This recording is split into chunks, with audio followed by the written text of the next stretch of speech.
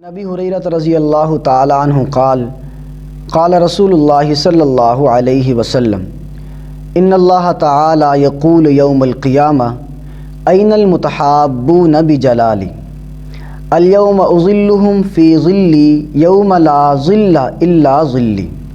سیدنا ابو ہریرہ رضی اللہ تعالیٰ عنہ فرماتے ہیں کہ نبی اکرم صلی اللہ علیہ وسلم نے فرمایا کہ قیامت کے دن اللہ رب العزت اعلان کریں گے کہ وہ لوگ کہاں ہیں جو میری عظمت اور جلال کی وجہ سے آپس میں محبت رکھتے تھے، آج کے دن میں انہیں اپنا سایہ دوں گا۔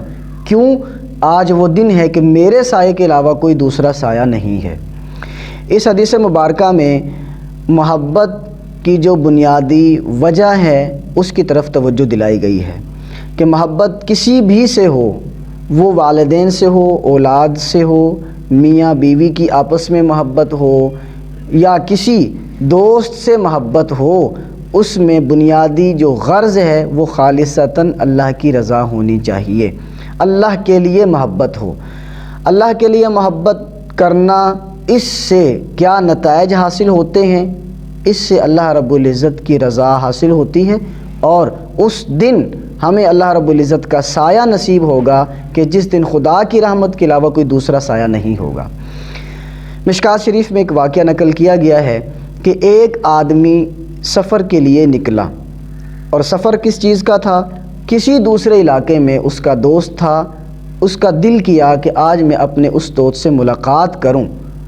یہ سفر کرنا شروع ہوا تو اللہ رب العزت نے ایک فرشتے کو بھیجا اور راستے میں بٹھا دیا۔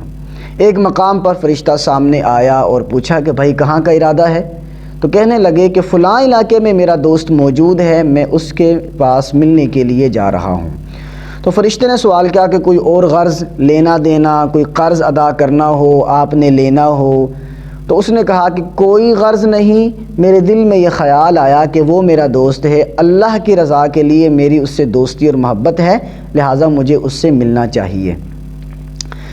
اس واقعے سے ایک بات تو یہ سمجھ آئی کہ محبت کرنا یہ نیکی ہے، دوسرا اللہ کی رضا کے لیے محبت ہو، اور تیسری بات یہ سمجھ آئی کہ جب اللہ کی رضا کے لیے محبت کی جائے تو پھر اللہ رب العزت بھی محبت کرتے ہیں۔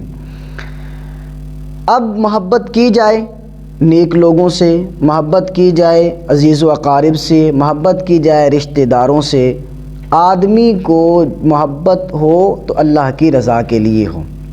امام نووی رحمہ اللہ فرماتے ہیں کہ اس حدیث مبارکہ میں ہمیں تین باتیں سمجھ آتی ہیں۔ نمبر ایک کہ محبت جو ہے اللہ رب العزت کی طرف سے فضیلت ہے، اور ایک اللہ رب العزت کی طرف سے نیک عمل ہے۔ نمبر دو، محبت اللہ کی رضا کے لیے ہونی چاہیے اور نیک لوگوں کے ساتھ، صالحین کے ساتھ محبت بھی کرنی چاہیے۔ تو یہ تین باتیں امام نووی رحمہ اللہ اس حدیث مبارکہ سے ہمیں سمجھاتے ہیں۔ ویسے ایک شاعر بھی کہتا ہے احب الصالحین ولست منہم، کہ اللہ میں نیک لوگوں سے محبت کرتا ہوں، ان میں سے ہوں نہیں۔ کیوں محبت کر رہا ہوں؟ نتیجہ کیا حاصل کرنا چاہتا ہے؟ لعل اللہ یرزقنی صلاحا، کہ اللہ رب العزت نیک لوگوں سے محبت کرنے کی وجہ سے امید ہے کہ مجھے بھی نیک بنا دے۔ لہٰذا محبت کسی سے بھی ہو اللہ کی رضا کے لیے ہو، دنیاوی مفاد کی بنیاد پر محبت نہ کی جائے، اس لیے کہ یہ وہ محبت ہوگی جو کل قیامت کے دن ہمیں اللہ رب العزت کے دربار میں ایک مقام حاصل ہوگا اس کے ذریعے سے، اور نجات کا ذریعہ بنے گی۔ اللہ رب العزت ہماری محبتوں کو خالصتاً اپنی رضا والی محبت بنائے۔